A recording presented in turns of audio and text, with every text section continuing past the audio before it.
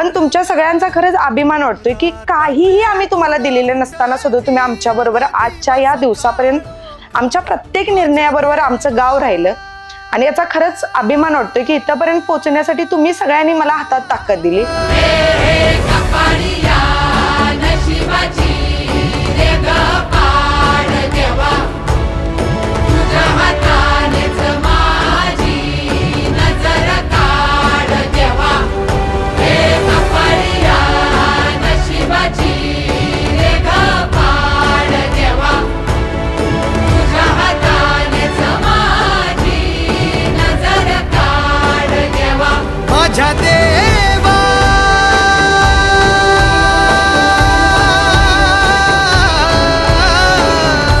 तुमच्या सगळ्यांच्या जीवावर ही माझी लढाई आहे.